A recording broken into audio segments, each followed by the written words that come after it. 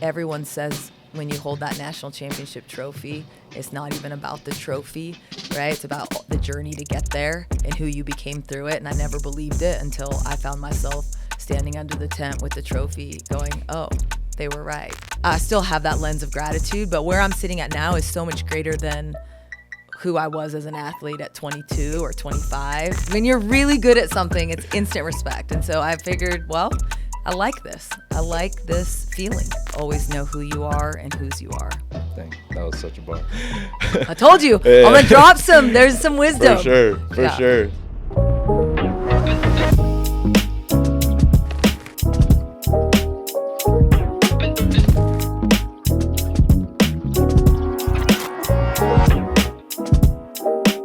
What's up, everybody? I'm Jared McGregor. Welcome to Rise and Lead, sponsored by Pennant. Today we have a very special guest. We have a coach who has led her team to multiple national championships, who has built one of the best programs all across the country, who has built a leadership of culture. We'd like to welcome Diljeet Taylor. Diljeet, thanks for joining us. Thanks so much for having me. For sure.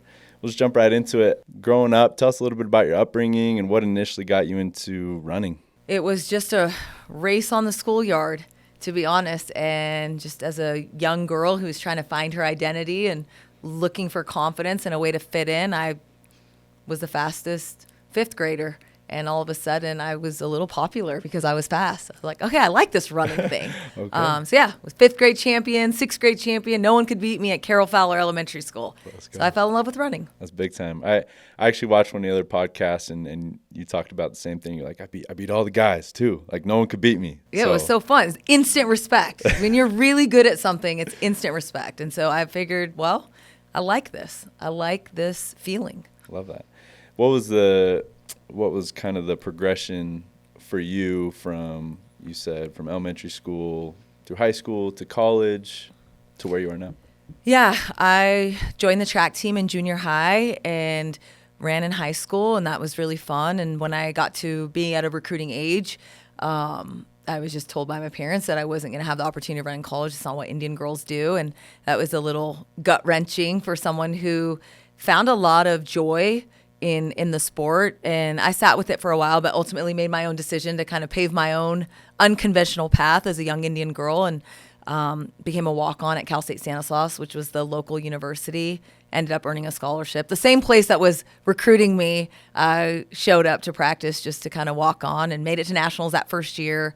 3-time All-American, got to run professionally afterwards for 3 years with Frank Gagliano and the Nike Farm Team. And that was where he saw something in me that maybe nudged him to encourage me to go into coaching. My passion for the sport has always stayed extremely high. Even now, I'm on the other side of it, and I think it's even gotten crazier how much I love the craft and watching people perfect their craft and work on it. And that just, yeah, it's kept me close to the sport for a lot of decades now. That's super cool. So you talked about initially you were walk-on.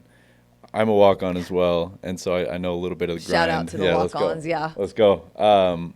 What was the grind like as a walk-on? Like, tell us a little bit about that experience. Yeah, so the thing about being a walk-on is you don't look at it as grind. When it's something that you really want to do, and for me it was an opportunity that I felt was taken away from me, it was more about the gratitude. And I didn't focus every day that I got to show up and work really hard. I showed up every day, and I was so grateful to get to do this. I had teammates that would have the mentality of like, I have to go to practice. I was like, whoa, we get to go to practice. And so my entry to the sport at the collegiate level and at the competitive level was from such a place of gratitude that I never took any opportunity for granted. And so, yes, I worked hard, naturally. I work hard at everything I do.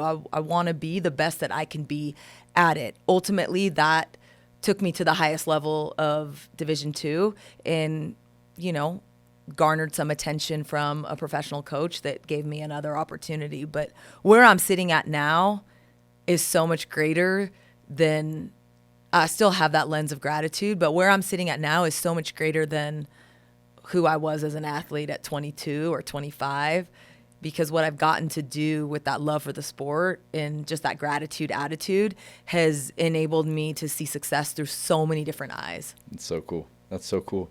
How was it being a walk-on and being a student athlete? How has that shaped the leader you are today? Because you're in a position where you get to impact a lot of lives. And so from a leadership standpoint, how did you kind of build those characteristics? When you're not the best on the team, and I've had the opportunity to be both. When you're a walk-on, you know you're not starting out as the best on the team. And so people matter. And I invest more in people than performances. And that's something I've held myself accountable to. So I coached at a Division II as well. And when you invest in people, the performances naturally follow. And I learned that because I was, started out as the low man on the totem pole and then worked my way up. And I have a soft spot for opportunity, even in my program now. I love that walk-on that just has the biggest, upside that no one really knew about. And we have those women in our program that have been instrumental in helping us win championships. And I resonate with them as I see a little bit of myself in them. Dang, that was such a bar. I told you, I'm going to drop there's some wisdom. For sure. So you get to BYU in 2016. You come to the program, like, what was that like? Were there things that you're like, okay, this needs to happen right away? Like, we need to change this and I'm going to implement this. What were some of those things coming into the program? For me, originally coming in, I wanted to make sure that it was about the women. It was about their why. It was about them racing with purpose. It was about the dream. It was about that little girl that fell in love with the sport. I want every single one of them to remember, when did that happen for them? For me, it was at 10 years old in 5th grade. But for every single one of these women in my program, they fell in love with the sport. And when you remember her and you run for her, you're able to go through some dark places and fight through some adversity for that little girl that kind of fell in love with it. And that's how we established the BYU Run for Her. Sure. When I only know it from a basketball lens, but it gets a little monotonous as you go throughout the season and you can get discouraged. How do you instill confidence in your athletes when the going gets tough? Yeah, comparison is really the thief of joy. And so kind of staying in your own lane and focusing on your own journey. Am I better than I was last week? Am I better than I was last month? Who am I comparing myself to? When someone is struggling, that's the first question I ask. Okay, are you comparing yourself to you or are you comparing yourself to your teammates? Because look, all of our journeys look way different and they're unique to us. And if you sit there and spend all of your energy focusing on why everyone else is getting to where you're trying to go, you're losing sight of your own map to help you get to where you're trying to go. So really focusing on individual journeys and making it about each person's progress. And again, just chasing direction, not perfection. I just posted that last week on my socials. That's what it's about. Like, are we making progress? Are we moving in the right direction? Okay. We get so caught up on all the things we're not. And especially now in this landscape, it's even harder to stay focused on your own journey. I'm curious. Tell us a little bit about what practices look like, both in season when you're doing more load management on your bodies, where, in the off season, you're going a little bit harder. What does it look like as an athlete? There's a lot of energy, and that is my energy that I bring every single day. I show up, and it's not that I'm always feeling super jazzed. Like, I'm just hyped. And I love that about me, and I hope that I start noticing when that dwindles. Like when I'm not as excited, because then it's time to go find a different path that I'm excited about. But I want my women to show up with that same energy. Today's workout that we had, because we have a race next week, was like not very sexy. And so I'm just riding along in my car by the airport at Lake Loop and, just pretty chill vibes. But on Monday we had a pretty spicy one, and so then I'm crazy and I'm losing my crap. I'm throwing stopwatches and saying words that maybe sometimes I shouldn't be saying, but I get really excited. And so again, energy is crucial. The harder the workout, the greater the energy that the women bring, that I bring, that we foster this race type atmosphere, so that when you get into those moments that are filled with pressure and the spotlight, that we've done the right things in the dark so that we can really shine. You talk about, that's so funny, throwing stopwatches, like you get passionate about it. Yeah, well, they do things that it's like blows my mind. I'm like, how am I witnessing this? Yeah. So how do you set the standard for like, this is what BYU cross country is, like these are the habits we're going to build, and this is how we're going to make our success repeatable? Because you've won multiple national championships, you've produced All-Americans. How do you set standards and how do you build habits?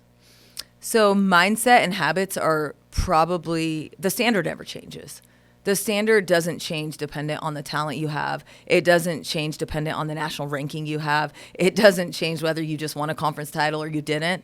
That stays the same. And those are expectations that I have, and the women know about them. We don't deviate from that. That's why I know people, I'm giving this man so much credit, but the IU football coach, like he talks about standards, and the way he's done it at all of those stops along the way before he got to Indiana was developing standards and then staying true to them. My standards are the same as when I was at a D2 Cal State Stanislaus, with really hardworking kids that maybe didn't have the same amount of talent as my women do now, but the standards stay the same. And that is, have these high expectations and habits. What do those look like? You can't wait to build championship habits when you're a champion. It's too late. You have to have those championship type habits and the championship mentality and mindset long before you start your journey to becoming a champion. Right. It starts with standards. Right.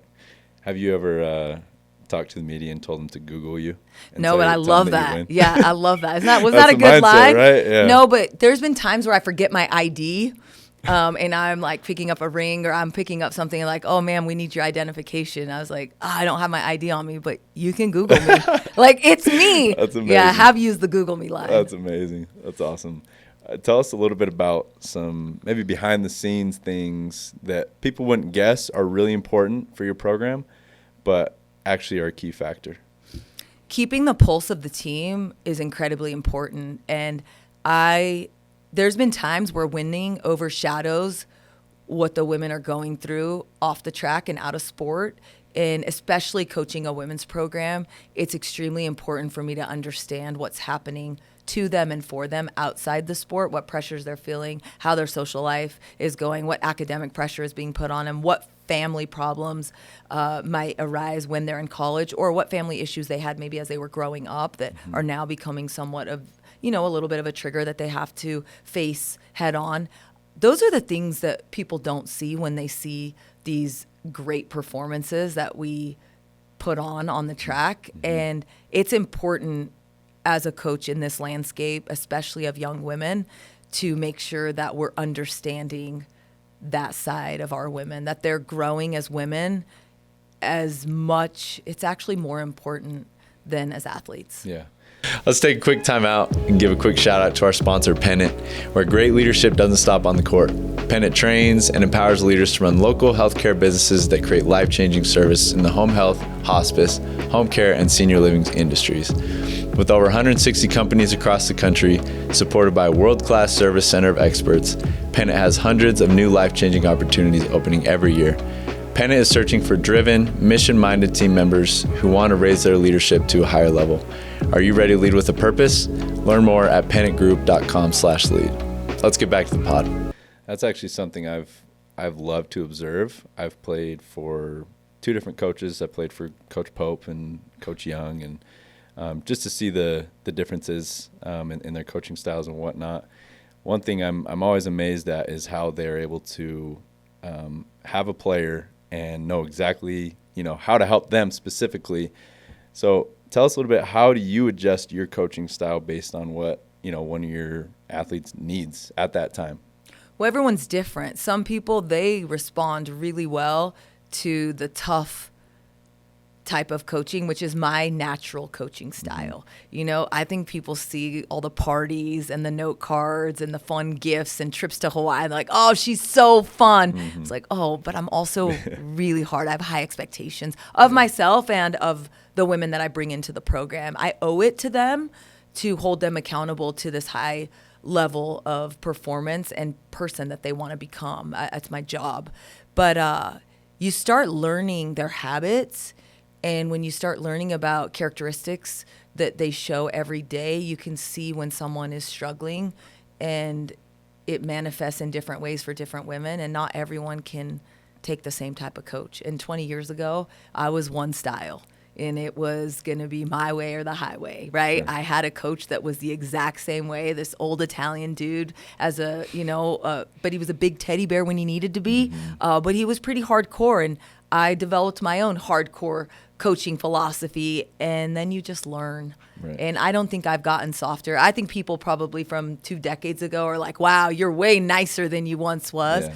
But I don't think I've gotten softer. I think I've developed more empathy in the experiences I've had. And my women have taught me different ways and different coaching styles that work for the different women. Ultimately, you have to get to know them. But the fit for BYU is going to be a kid that thrives on my coaching style, which is high energy, high passion, and a little bit of crazy. Was it hard to, I guess, adopt those traits? Like maybe the empathy you talked about, like less the hard coaching, but like, everyone needs something different. Was that hard to adjust for you? It was hard because a lot of women want to be pleasing their coach or be accepting of, like, oh yeah, I love to be coached hard. Well, and then you find out actually that probably wasn't the best coaching practice. Yeah. And so really trying to learn my women. And I always do a questionnaire at the beginning of the year with every athlete that talks about their dreams and what do you expect from your coach? What is some of the things that you like to hear? And then just learning about them as people. Ironically, most basketball players have a lot of similarities, right? Same thing with long distance running. There's some really similar approaches that work for this type A personality. Right.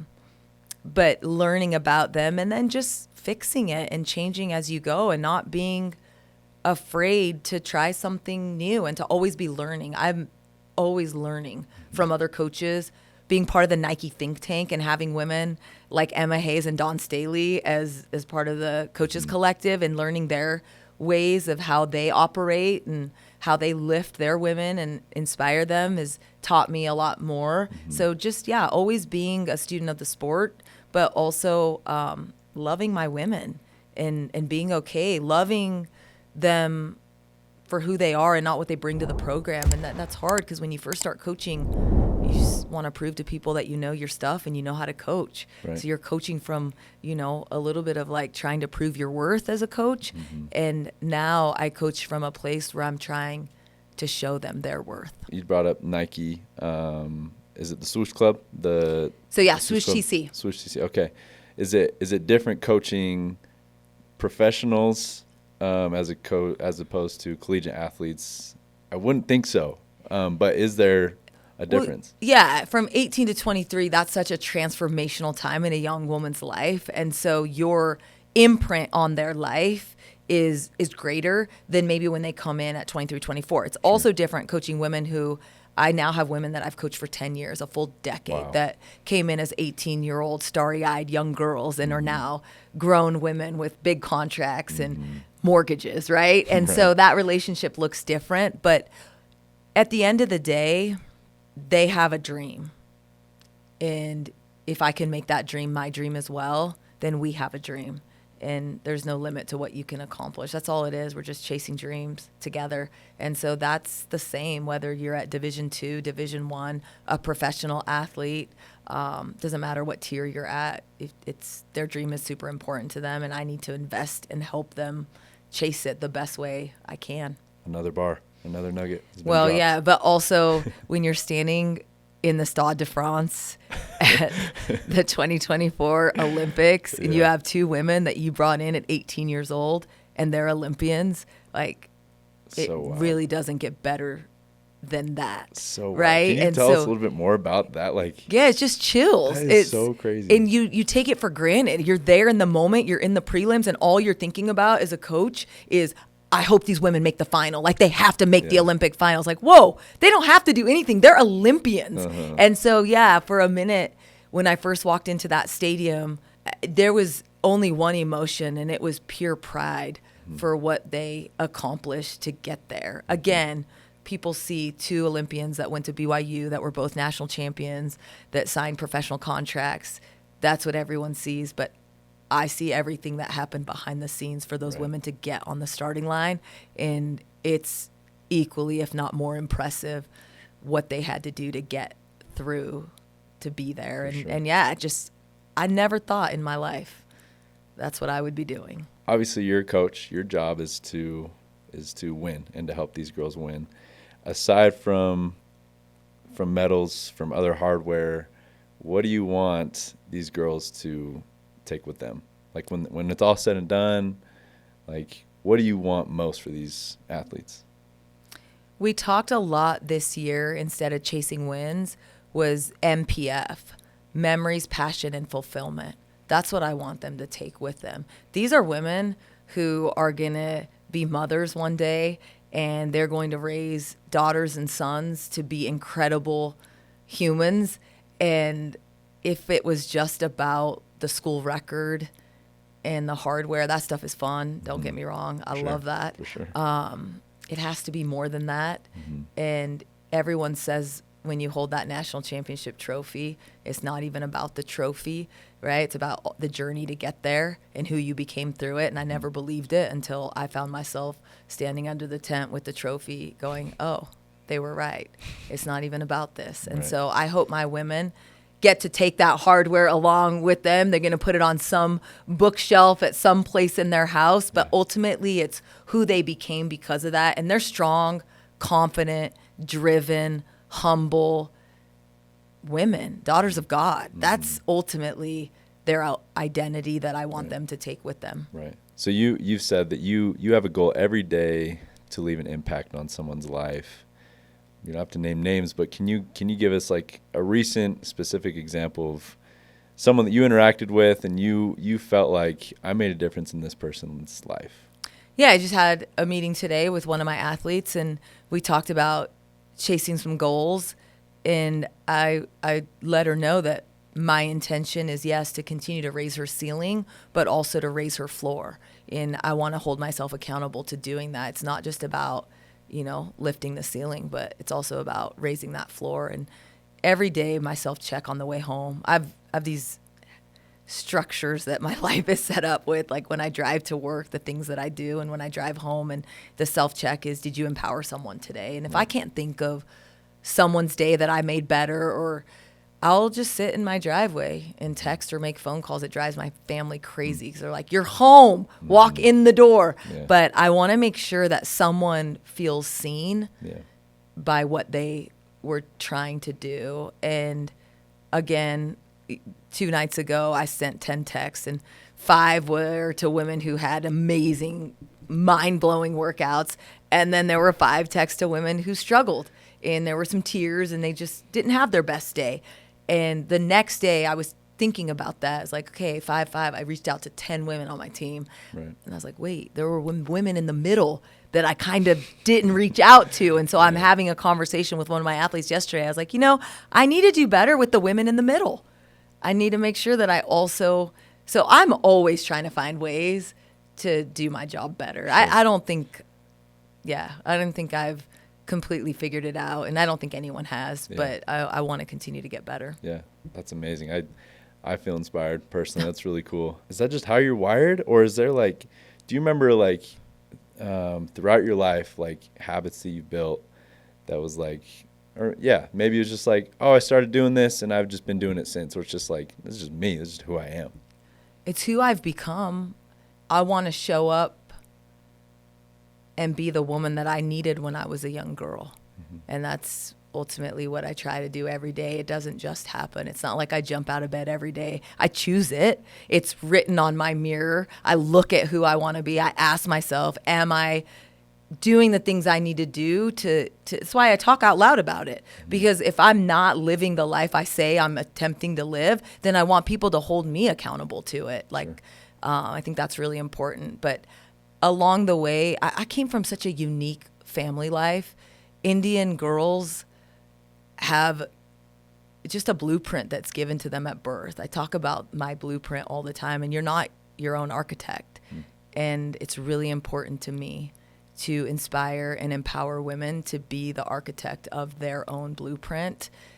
And that's why I'm wired this way. And this is the way I know how to do it. I'm sure there's multiple other ways that women can do it, but I have found this way to be the most fulfilling for me as a woman. That's awesome. We're going to take a little step back. We got a couple more surface level questions, I guess. But what's your go-to pre-race song?